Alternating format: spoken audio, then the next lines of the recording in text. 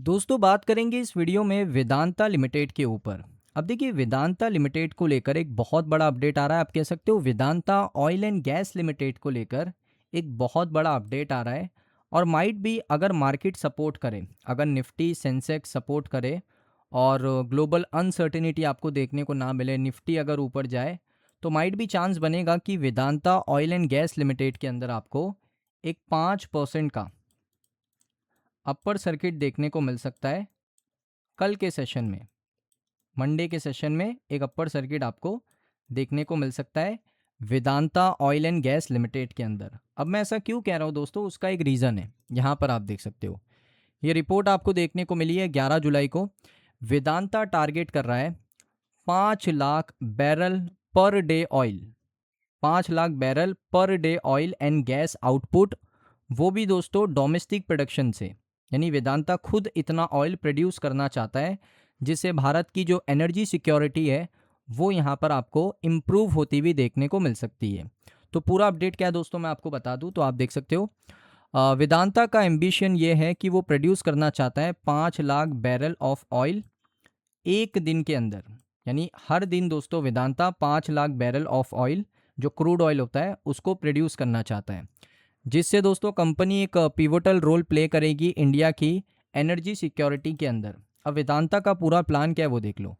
India दोस्तों आप सभी को पता है कि भारत करंटली इंपोर्ट करता है नियरली 90% उसका ऑयल एंड गैस रिक्वायरमेंट, वो भी दोस्तों यहाँ पर आप कह सकते हो गल्फ कंट्री से। इसका मतलब है कि यहाँ पर जो हमारी इकोनॉमी है वो एक्सपोज है ग्लोबल सप्लाई के ऊपर। अगर वहाँ पर कुछ हुआ, यहाँ पर हमें असर देखने को मिलेगा। आप सभी को पता है कि अभी ईरान ने क्या किया था, गल्फ कंट्रीज़ के ऊपर हमला किया था, स्ट्रेट ऑफ हॉर्मुज को बंद कर दिया था। तो उस वजह से क्या हुआ, ऑयल के प्राइसेस बढ़ गए, गैस हमें नहीं मिल रहा था। तो ये सारी प्रॉब्लम एज अ इंडियन हमें फेस करने को मिली। और अगर हम लोग अपने डोमेस्टिक प्रोडक्शन को देखें तो हम लोग सिर्फ क्या करते हैं, 8 या 10% ही प्रोड्यूस कर पाते हैं। तो अगर हम लोग एटलीस्ट उसको 30-40% डोमेस्टिक प्रोडक्शन कर ले, तो ऐसे मौके पर जब यहाँ पर कुछ वॉर चल रही है, कुछ अनसर्टेनिटी हुई है, तो ऐसे मौके पर हमारा डोमेस्टिक प्रोडक्शन हमको बचा सकता है ये सारी प्रॉब्लम से। तो इस वजह से वेदांता ने दोस्तों एक बहुत अच्छी बात करी है। उसके बाद देख सकते हो कंपनी ने हाईलाइट किया है कि कंट्री यहाँ पर प्रोसेस है वास्ट हाइड्रोकार्बन रिसोर्सेज से ऑफ अबाउट 300 बिलियन बैरल, यानी पोटेंशियल है भारत के अंदर। वेदांता ऑयल एंड गैस के दोस्तों यहाँ पर जो कंपनी की तरफ से अपडेट आया वो यही आया है कि हम यहाँ पर अनलॉक कर सकते हैं बहुत सारे रिसोर्सेज को, अगर हमें अपॉर्चुनिटी मिले तो हम ऑयल को निकाल सकते हैं भारत के अंदर से। कुछ एडवांस टेक्नोलॉजी है जिससे हम लोग ऑयल को प्रोड्यूस कर सकते हैं। अनिल अग्रवाल दोस्तों कंपनी के जो चेयरमैन है, उन्होंने कहा कि एनर्जी की जो इंडिपेंडेंस है वो दोस्तों एक स्ट्रेटेजिक इकोनॉमिक है इंडिया के लिए।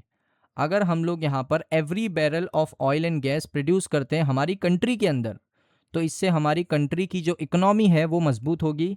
हम लोग जो इंपोर्ट करते हैं उसको हम लोग कम कर सकते हैं, दूसरी कंट्री के ऊपर जो डिपेंडेंट है हम लोग वो कम डिपेंडेंट रहेंगे। और इससे दोस्तों यहाँ पर हमारी कंट्री का जो एनर्जी सिक्योरिटी है वो सिक्योर रहेगा। इंडिया का दोस्तों जो नेचुरल रिसोर्सेस है वो वर्ल्ड क्लास टेक्निकल टैलेंट है, और साथ में हमारे पास बहुत अच्छी एंटरप्रेन्योरल कैपेबिलिटी भी है। यानी हमारे जो एंटरप्रेन्योर है वो दुनिया भर की बड़ी बड़ी कंपनीज को चलाते हैं। अगर आप देखोगे इंडिया दोस्तों अभी भी सिग्निफिकेंटली अंडर एक्सप्लोर है। अभी तक हमने एक्सप्लोर ही नहीं किया कि हम लोग कितना ऑयल निकाल सकते हैं। यानी पोटेंशियल तो है लेकिन एक्सप्लोर नहीं किया। अब दोस्तों ये बड़ी प्रॉब्लम है, एक्सप्लोर करना चाहिए।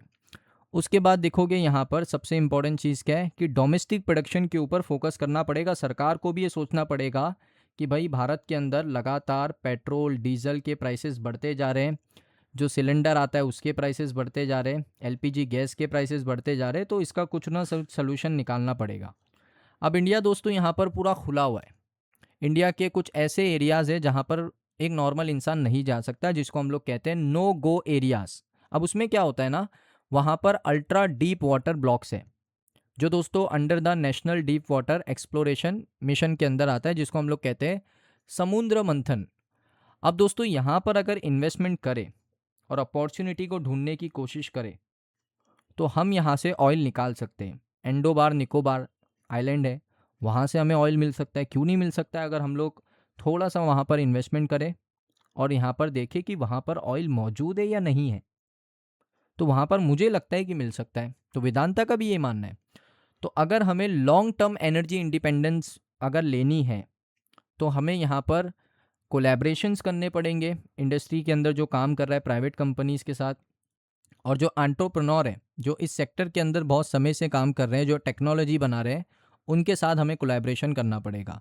वेदांता ऑयल एंड गैस अगर आप देखोगे 44 ऑनशोर और ऑफशोर ब्लॉक के अंदर अभी काम कर रहे हैं। 47,000 square kilometre across Rajasthan, Gujarat, Assam, Andhra Pradesh के अंदर से ऑयल निकाल रहे हैं। तो यहाँ पर कुछ ऐसे डीप वाटर हैं जहाँ पर अगर हम लोग थोड़ा ग्राइंड करें, थोड़ा वहाँ पर खोदें, तो हमें ऑयल मिल सकता है। और अगर हमें ऑयल मिला ना, तो दोस्तों हमारी जो इकोनॉमी है वो इतनी बूस्ट करेगी, इतनी बूस्ट करेगी कि हम लोग यहाँ पर सबसे पहले अपनी कंट्री का जो भी यहाँ पर डिपेंडेंसी है दूसरी कंट्री के ऊपर, उसको ख़त्म करके हम लोग इंडिपेंडेंट अपने ऑयल के ऊपर हो सकते हैं। अगर ऐसा हो जाता है, पेट्रोल के प्राइसेस गिरेंगे, डीजल के प्राइसेस गिरेंगे, और जो ऐसी कंपनी है जो ऑयल एंड गैस के अंदर काम करती है उनके शेयर प्राइसेस बढ़ेंगे। तो मुझे लगता है आइडिया बहुत अच्छा है। वेदांता का एम्बिशियस टारगेट भी है और वेदांता मुझे लगता है इसके ऊपर काम करेगा। सरकार से भी वेदांता को बातचीत करनी चाहिए। अगर सरकार इसमें कुछ मदद कर पाए उनकी, तो और भी बेटर होगा। सो दोस्तों, ये वीडियो कैसा लगा कमेंट सेक्शन में बताइए। अगर आपको वीडियो अच्छा लगा, वीडियो को लाइक करें। चैनल पे पहली बार आए हो, सब्सक्राइब कर लो। मिलता हूँ नेक्स्ट वीडियो में।